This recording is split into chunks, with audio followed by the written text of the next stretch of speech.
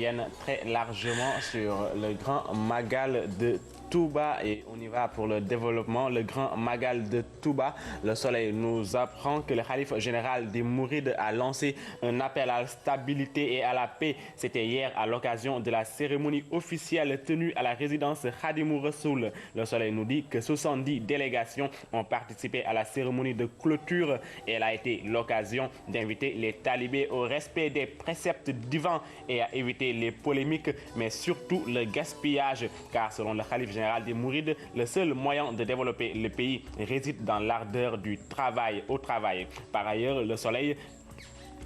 selon toujours le Soleil, le ministre de l'Intérieur qui a représenté le chef de l'État et le gouvernement nous dit que les chantiers de la ville sainte vont redémarrer après le Magal. Pour la construction des minarets, il est demandé à chaque talibé 500 francs. Ce sera ainsi une manière pour eux d'apporter leur pierre à l'édifice et participer au travail. D'ailleurs, la valeur du travail, le Khalife général des Mourides invite à sa réhabilitation, nous dit Direct Info. L'actuel guide moral des Mourides tient selon ce journal, à un retour des compatriotes à l'agriculture, un secteur d'activité délaissé au profit d'activités non moins rentables. Direct Info qui nous dit hier, c'était l'occasion également de rappeler les recommandations de Cheikh Ahmadou Bamba et ce journal de nous dire le Khalife a axé ses recommandations sur le triptyque suivant selon lequel Cheikh Ahmadou Bamba a fondé la voie mouride, à savoir science, adoration et travail. Travailler, ayez plus de retenue et moins d'écart de langage selon Walfadjri. Voilà l'essence du discours du Khalife.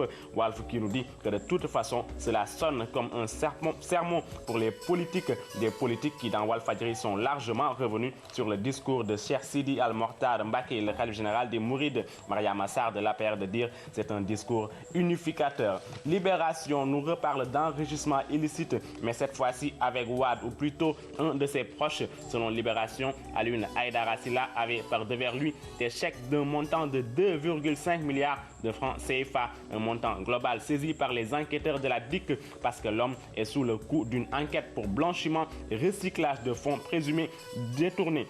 Libé qui nous informe que l'homme, pisté depuis plusieurs mois, a été interpellé à l'aéroport international Léopold Sédar Senghor sur ordre du procureur. On en doutait finalement, Dembaba va à Chelsea et il n'y a pas l'ombre d'un doute pour reprendre tout le sport, selon ce journal, avec 13 buts et 20 matchs.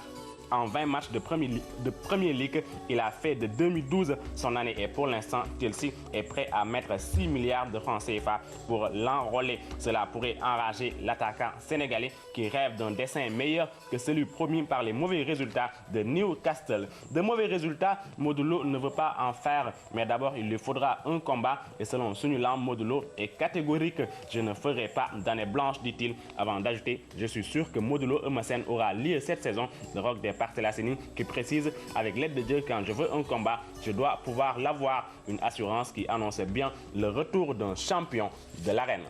Comeback, voilà, comeback.